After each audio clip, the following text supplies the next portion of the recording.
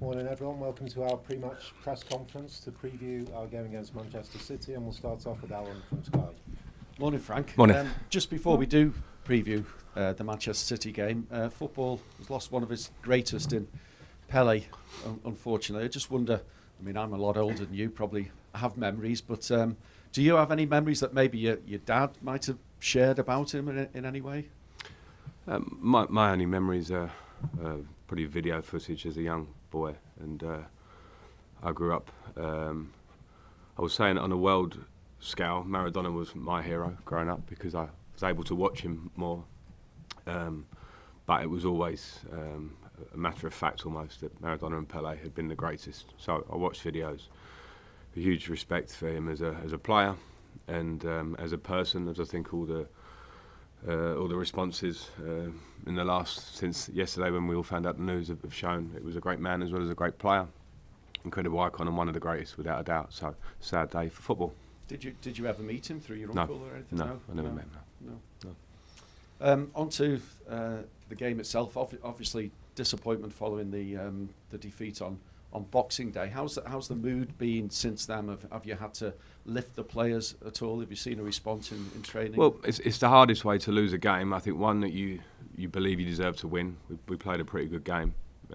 I felt that at the time, and I felt it more watching the game back. We were very good off the ball, particularly in the first half. Made it very difficult for Wolves to create anything against us, and we had our chances to be winning the game. So it's a cruel way to lose a game. So I have to feel for the players in that sense because they gave everything. But we have to bounce back. That's what football's all about. They don't come tougher than what we've got in front of us. But at the same time, we can't forget the good things we did in the game and go with a sense of belief and pride and confidence. So do you remind them of that this week, about the positive aspects? And yeah, for sure. And they have to feel that. And it's as I say, sometimes a goal at the end of a game like that can change the whole rhetoric or the feeling after a game. That's very normal. So our job is to see the football side of it very clearly. And as I say, I think the players did everything we wanted against Wolves, barring scoring goals which would have put us in a more comfortable position and be more clinical. We know that that's been a problem recently. And also allowing a counter-attack in the last minute of the game, a transition. You touched on the fans' reaction after the game, and obviously they were reacting during that stoppage time period when there were a lot of passes exchanged between the back line. This is where you really need the fans on side, isn't it? They need to stick with you. Do you feel you still have their backing to the hilt? Yeah, I think it's normal that fans are disappointed, as we all are, after that result and the nature of it in the last minute.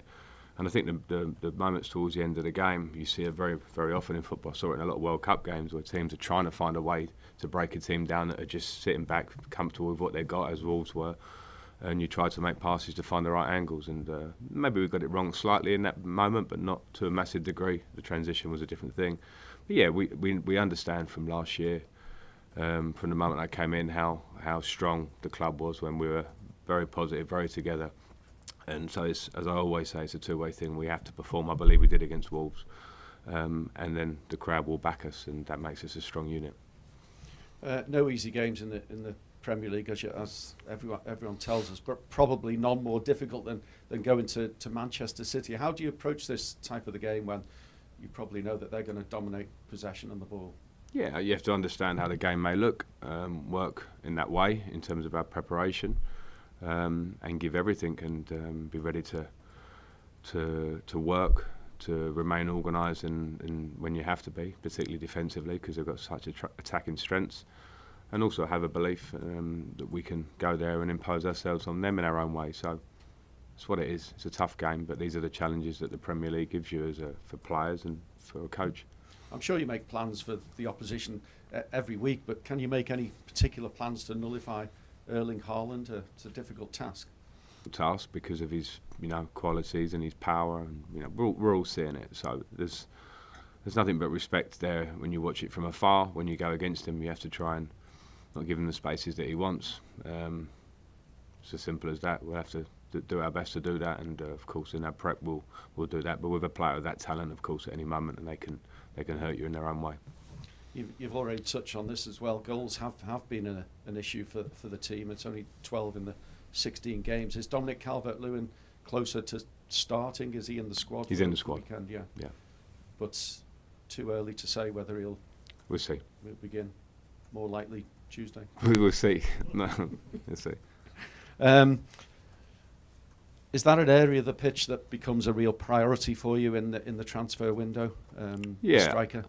We've said this. I've said this. Sorry, in recent weeks, and it's an area that we've gone into a season where we lost Richarlison, and we haven't really had Dominic for barring a few games. And it is when he got to his peak fitness as such. I think you saw what he could do against Crystal Palace, and other than that, we haven't had him and not for the want of trying. It's injury, so it's understandable when you lose that firepower. Then it might not be easy to replace in terms of pure goals and output. So having Dominic back in the fold is a great thing for us, because players who can make the difference at the top end of the pitch like that mean points, and it's as simple as that at times. So we'll look and see what we can do in the January window to maybe also not just talk specifically about Dominic and number 9, but what options do we have to start a game, to change a game, to bring on from the bench. We have to try and look that way, but we have to look at it within our own parameters, and that's where we will look at January. Have you identified any players in particular? Yeah, of course, we're looking at lots of players. So hopefully January we'll see a positive move. Yeah. Just elsewhere in the squad, Conor Cody available again. Was he a real miss against Wolves, would you say? Yes, because I think, as I say, I think we played well against Wolves. That their threat was probably the goals that they scored. I think they won over half chance. But in terms of our defending and our low build and our build at the back of the pitch, we did very well with Yerry Mina and Taki for a bulk of the game as centre backs. But you'll always miss Conor because of his input in terms of personality, quality on the pitch. So it's great to have him back. Is Yerry Mina fit? We're going to find out today. He's training today. He had some cramp in the game and a bit more of a sensation around his hamstring, very low level. So he'll train today, and then we'll make a call. And are there any other concerns or issues for you in the squad ahead of? We've got a few people that are slightly unwell. You might be able to hear that I'm a little bit like that myself. So we've got a few checks on that. Wow. Okay. Well, good luck with that. Thanks. Alan, we'll go to Richard at Premier League Production. Frank, it goes out saying the quality that Manchester City have, they prove it week in, week out. As a manager, give us an idea of how difficult they are to prepare for, given we've seen the last week they can effectively field 2 different starting 11s and still take on it and beat the best in the Premier League. Yeah, they're difficult just because of pure quality level, and I say that in terms of players and coach. We know that they've got possibly the greatest coach in the world for what he does and the style of play that he's brought to the team and to this league. Incredible amount of talent and backup in their squad.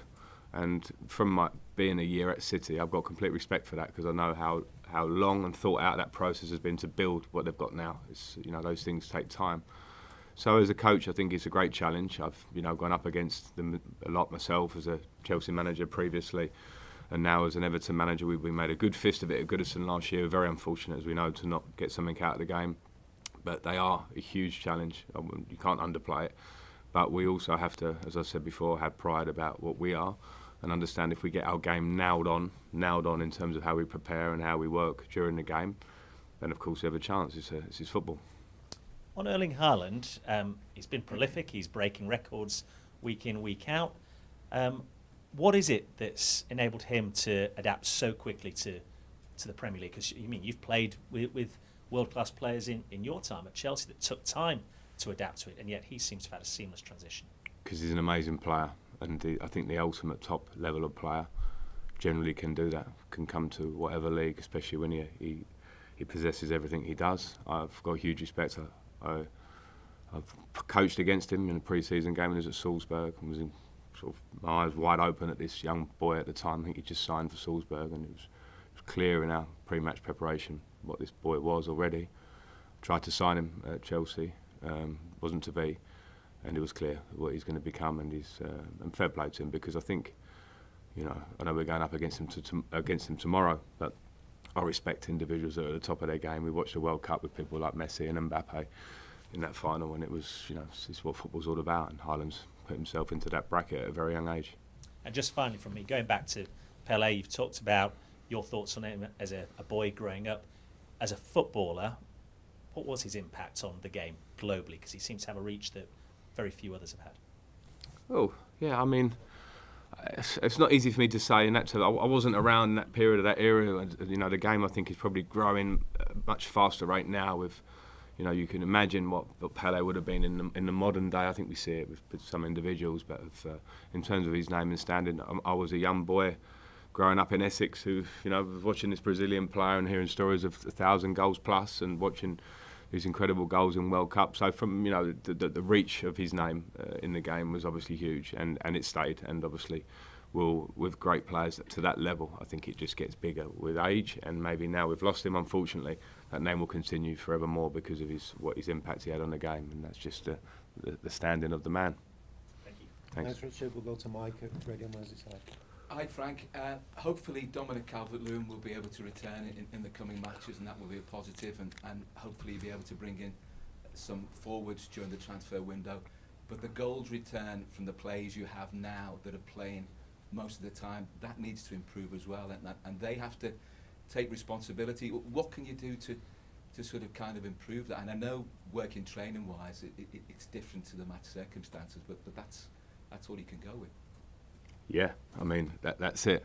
We work a lot on finishing. I think some coaches maybe work to the last part of the pitch and then leave it to players at a high level. I think you can probably do that sometimes, and players at that point it's sometimes instinctive and they create things. We work a lot on the final third in terms of the areas we want to get into and when we want to finish. And you repeat and you hope that transfers into games. And at this point it hasn't quite enough for us because the games are very fresh in my mind of where they would have looked different with finishing our chances. Wolves was a clear one for us.